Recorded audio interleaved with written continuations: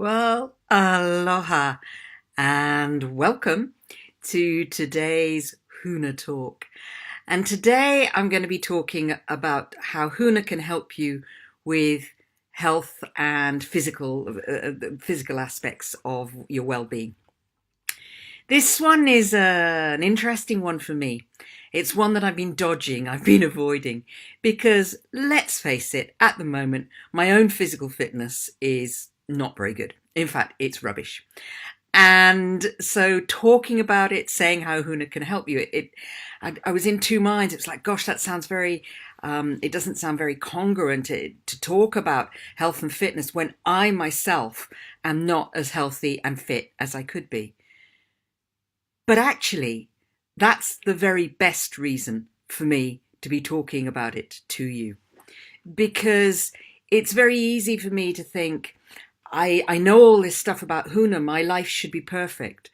But really, how many of us can honestly put our hands on our hearts and say our lives are totally perfect? My life's great, I love it.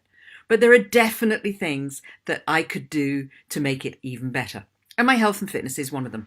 So in a sense, this is a journey that I'm on. And for those of you for whom health and fitness is an issue, let me accompany you on the journey and let you accompany me on my journey. So 25 years ago, actually, health and fitness, that was the only thing in my life really that was working for me. I was depressed, I had polycystic ovaries, so I probably wasn't going to be able to have children, and that upset me. I couldn't get a relationship for love or money. I was just so miserable. My life, quite frankly, was fucked in all areas, across all areas. I had friends and family, true, but because of my depression, I was ashamed of myself and I didn't want to hang around with them, because hanging around with them made me upset because I would compare myself with them. And also, I didn't want them to know the state that I was in.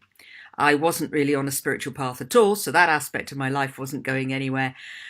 And my career, well, I had a job, but it didn't pay very well. I struggled to pay the bills. The money side of it really wasn't good. I was grafting in all sorts of different directions, renting rooms, side jobs, all sorts of things just to pay the bills. So life was not good. 25 years on, life is very good. The only thing that really isn't up to scratch at the moment is my health and fitness. So let's look at what Huna has to say about health and fitness. Now, the model I'm going to talk to you about is the one that comes from the lineage I teach. Not everybody will explain things in the same way. Not every Huna practitioner will talk about this in the same way, but this is the way that I talk about it.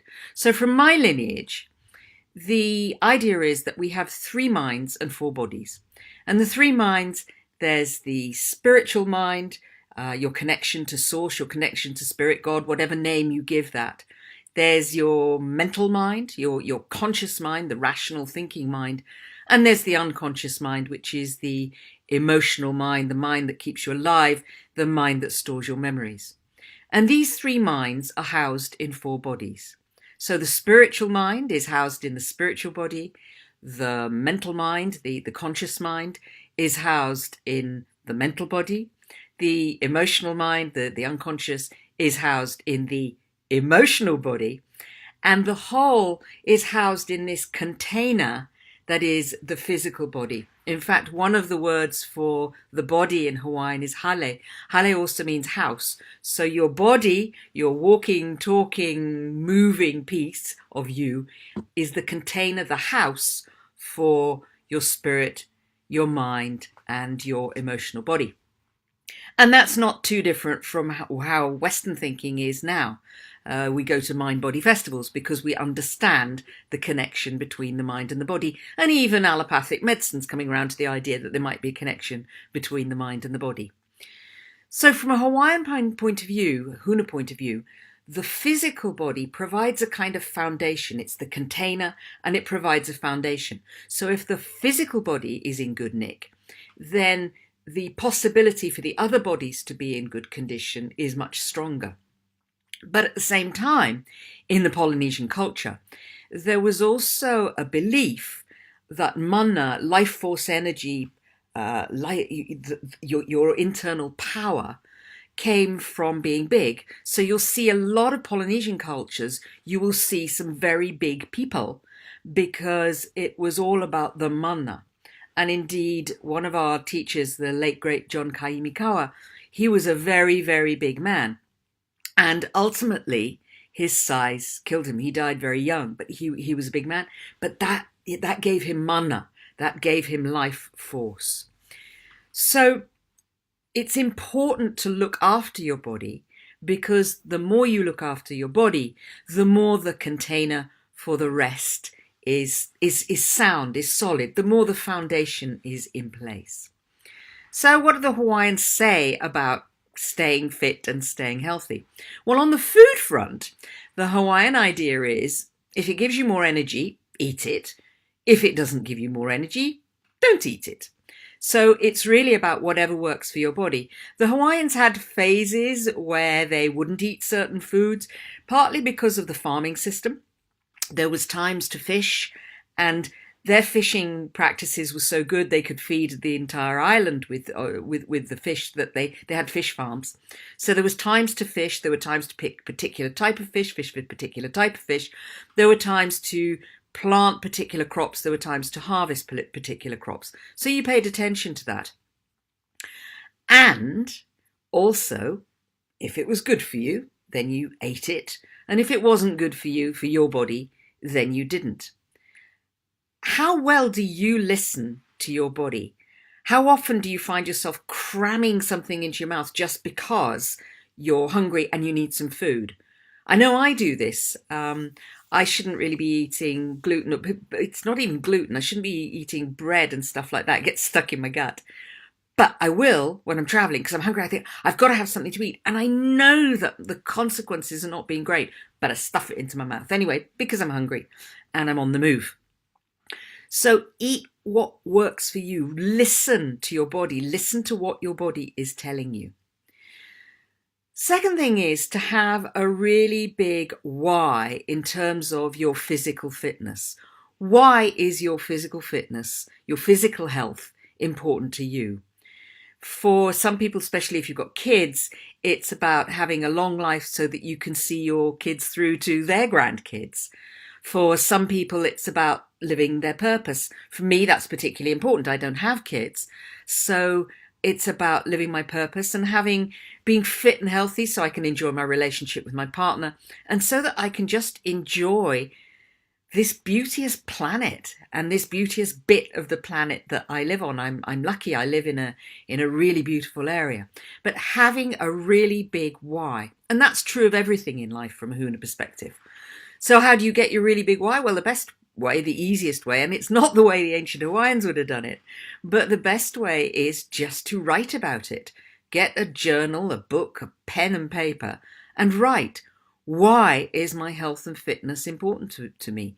And write and write and write till you can't write anymore, and keep writing. And if it's boring and you're going, I don't know why I'm doing this, keep writing until you really, really get out everything that you can think of to say about why your health and fitness is important to you.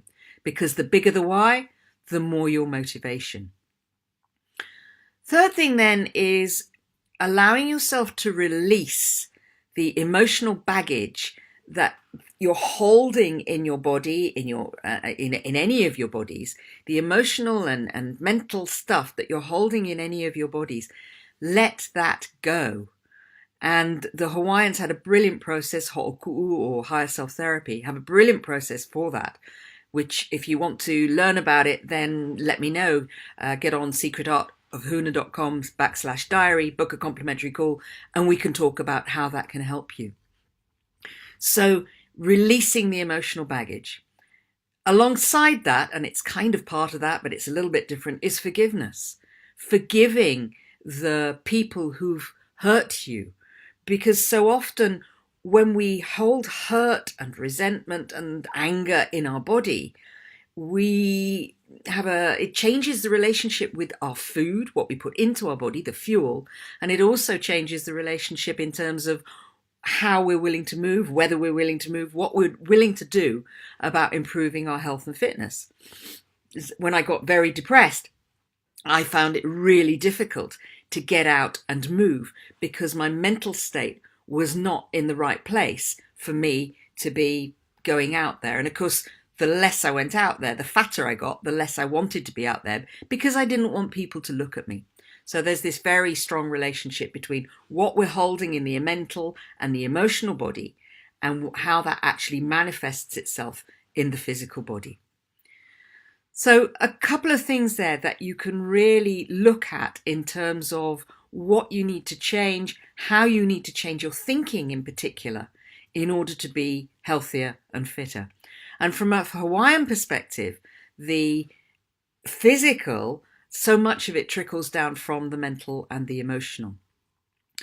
Another piece for the Hawaiians is that energy comes from source and it comes down and it manifests itself in the physical.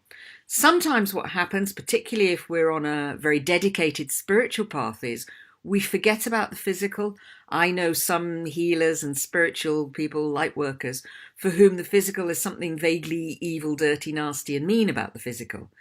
But for the Hawaiians, the whole package was important, all the way down from the spiritual, the mental, the emotional, right the way down to the physical. So pay attention to the physical. And the physical isn't just you, it isn't just your body. It's the physical plane, it's everything physical going on around you. Because what's going on around you, what's going on outside you, is a mirror for what's going on inside you. So if you're seeing things outside you as evil, dirty, nasty, and mean, then physically inside you, on the physical side, then you probably are going to be finding that evil, dirty, nasty, and mean as well. But for the Hawaiians, the body was beautiful. They had no shame about the body. They had no shame about sex. Sex was great. They talked about sex. They enjoyed sex. They understood the importance of the body. They enjoyed the body. There was no shame. Nudity, no problem, until the 1820s onwards when Westerners and missionaries started coming. But prior to that, the body was good in Hawaiian terms. So love your body, embrace your body, celebrate the fact that you have a body and all the amazing things that it can do for you. So I hope that's been interesting and useful for you. And I will be doing some more videos on Huna and physical fitness because it is a part of my journey this year. And if you want to stay in touch, secretartofhuna.com/diary. There's the retreat coming up in July, secret-art-of-Huna-retreat, and you can find more information about that. And you can obviously connect with me through Facebook on the Facebook group. And I look forward to talking to you very soon.